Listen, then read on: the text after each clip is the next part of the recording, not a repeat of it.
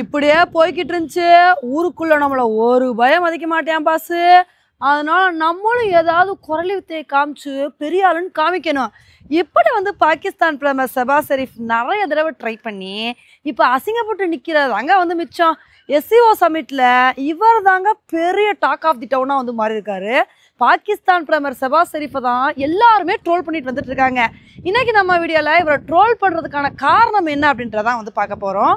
நம்ம எல்லாத்துக்குமே தெரியும் எஸ்சிஓ சமிட் சக்ஸஸ்ஃபுல்லாக நடந்து முடிஞ்சிருக்கு. இதில் நம்ம பிரதமர் மோடி அவர்கள் பல நாட்டு தலைவர்களை மீட் பண்ணி பேசியிருக்காரு. ஸோ இந்த மாதிரி நம்ம பிரதமர் மோடி அவர்கள் எஸ்சிஓ சமிட் அட்டன் பண்ணது மட்டும் இல்லாமல் ரஷ்ய அதிபர் புதின் அவர்கள்கிட்டையும் பைலேட்ரல் சமிட்டை அட்டன் பண்ணியிருக்காரு. ஸோ நம்ம ரஷ்ய அதிபர் புதின் கூட பேசிக்கிட்டே நம்ம பிரதமர் மோடி அவர்கள் நடந்து வந்திருக்காருங்க.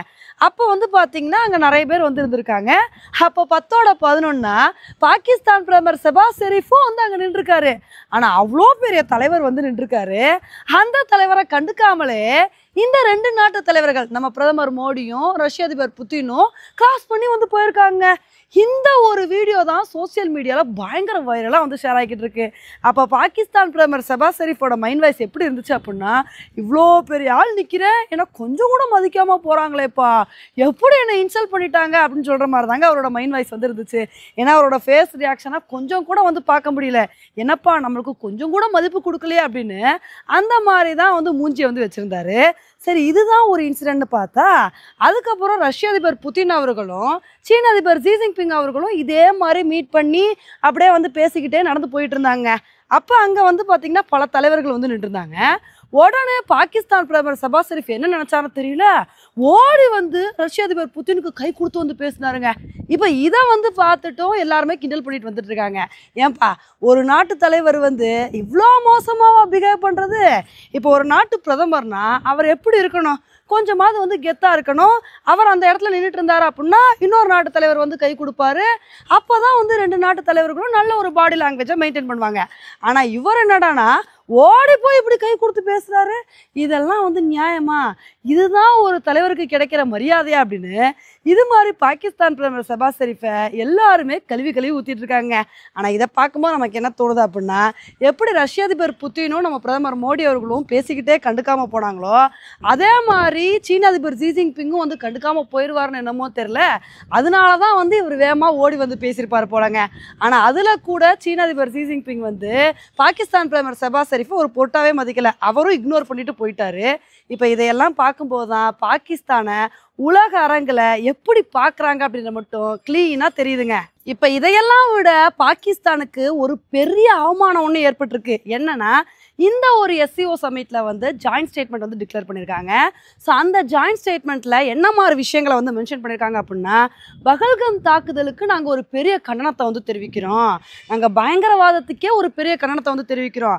பயங்கரவாதத்துக்கு சப்போர்ட் பண்ணுறவங்க, பயங்கரவாதத்துக்கு ஃபண்ட் பண்ணுறவங்க, பயங்கரவாதம் விஷயத்தில் டபுள் ஸ்டாண்ட் எடுக்கிறவங்க, இவங்க எல்லாத்துக்குமே ஒரு பெரிய பனிஷ்மெண்ட்டை கொடுக்கணும். இந்த பஹல்கம் தாக்குதலை ஏற்றுக்கவே முடியாது. ஏன்னா இதில் அப்பாவி மக்கள் எத்தனையோ பேர் இறந்து போயிட்டாங்க. அதனால் இந்த ஒரு தாக்குதலுக்கு ஒரு பெரிய கண்டனத்தை தெரிவிக்கிறோம் அப்படின்னு சொல்லிட்டு பாகிஸ்தான் பேரை மென்ஷன் பண்ணாமல் இந்த மாதிரி எஸ்சிஓ சமிட்டில் எல்லா லீடர்ஸும் சேர்ந்து ஜாயின்ட் ஸ்டேட்மெண்ட்டை டிக்ளேர் பண்ணியிருக்காங்க. இப்போ இது தாங்க பாகிஸ்தானுக்கு ஒரு பெருத்த அவமானமாக இருக்க போகுது. ஏன்னா இதுக்கு முன்னாடி டிஃபென்ஸ் மினிஸ்டர்ஸ்க்கான எஸ்சிஓ சமிட்டில் எல்லா நாட்டு டிஃபென்ஸ் மினிஸ்டர்ஸும் கலந்துக்கிட்டு பேசியிருந்தாங்க.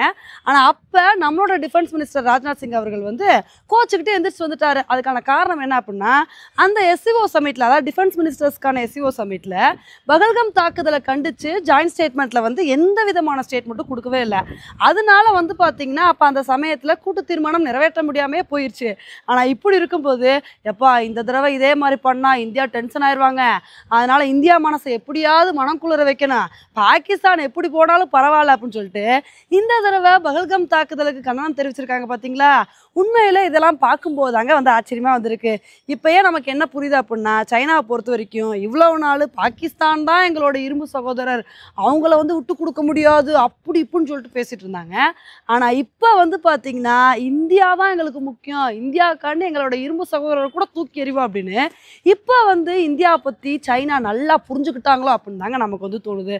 ஆனால் இதையெல்லாம் பார்க்கும்போது பாகிஸ்தானுக்கு ஒரு பக்கம் அவமானமாக இருக்குது, இன்னொரு பக்கம் அமெரிக்கா இதெல்லாம் பார்க்கும்போது செம்ம காண்டாவாங்க. என்னப்பா நம்ம வந்து ரஷ்யா ஒதுக்கணும்னு நினைக்கிறோம். ஆனால் ரஷ்யா கூட இந்தியாவும் சரி சீனாவும் சரி இவ்வளோ க்ளோஸாக போகிறாங்களே, இதை எப்படி தான் வழிக்கு கொண்டு வரதுன்னு அவங்க ஒரு பக்கம் மாஸ்டர் பிளான் போட்டுட்டு இருப்பாங்க. ஆனால் என்ன தான் யார் என்ன மாஸ்டர் பிளான் போட்டாலும் நம்ம இந்தியாவை பொறுத்த வரைக்கும் நமக்கு என்ன தோணுதோ அதை தான் வந்து கரெக்டாக பண்ணுவோம். இப்போயும் அதை தான் வந்து பண்ணிகிட்ருக்கோம். இப்போ பாகிஸ்தான் பிரதமர் ஷெபாஸ் ஷெரீஃப்க்கு நடந்த அவமானத்தை பற்றி நீங்கள் என்ன நினைக்கிறீங்க அப்படின்றத என்னோட கமெண்ட் செக்ஷனில் வந்து போடுங்க. இதே மாதிரி இன்னொரு வீடியோவில் உங்களை வந்து மீட் பண்ணுறேன். Bye friends.